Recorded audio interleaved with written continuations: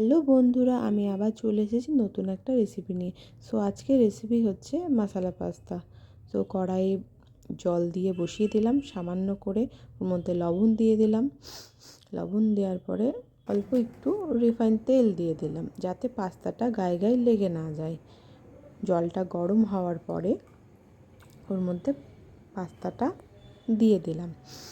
ততক্ষণ সেদ্ধ করতে থাকলাম যতক্ষণ না ভালো করে সেদ্ধ হয়ে যাচ্ছে। তো সেদ্ধ হয়ে গেছে, ছাঁকনি করে ছেঁকে নিলাম যাতে জল একটুও না থাকে। জল থাকলে ওর মধ্যে গায়ে লেগে যেতে পারে। সো ভালো করে শুকিয়ে নিতে হবে। তারপরে কড়াই বসিয়ে দিলাম।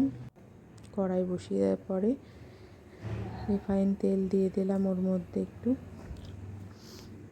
কোচানো পেঁয়াজ দিয়ে দিলাম। পেঁয়াজটাকে হালকা হালকা করে নেড়ে নিলাম। নেড়ে নেওয়ার পরে ওর মধ্যে লঙ্কা কুচানো দিলাম। লঙ্কা কুচানো দেওয়ার পরে আদা কুচানো, রসুন কুচানো।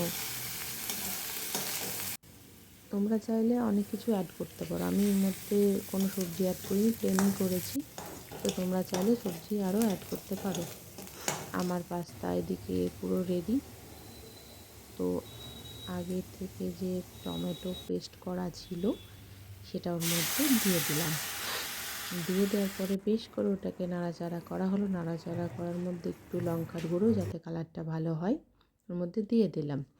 তারপরে সামান্য পরিমাণ মতো লবণ দিয়ে দিলাম। তারপর বেশ করে ওটাকে নাড়লাম। ওটা যতক্ষণে না কমপ্লিট হচ্ছে ততক্ষণ নাড়তে থাকার পরে একটু সস দিয়ে দিলাম ওর মধ্যে, টমেটো সস। তোমরা চাইলে চিলি সস দিতে পারো। বেশ করে নাড়ার পরে তোমরা তোমাদের বিভিন্ন মতো মশলা ওর মধ্যে অ্যাড করতে পারো। আমি একটু হালকা করে গোলমরিচের গুঁড়ো দিয়ে দিলাম। দেওয়ার পরে পাস্তাগুলোর মধ্যে অ্যাড করে দিলাম।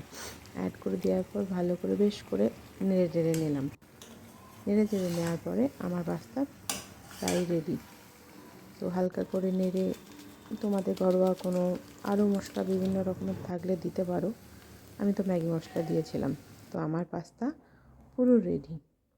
দেখে তো হেভি লাগছে, খেয়ে দেখা যাক কেমন হয়েছে। সো আমি তো পাস্তা খাচ্ছি, তো কেমন হয়েছে জানিও।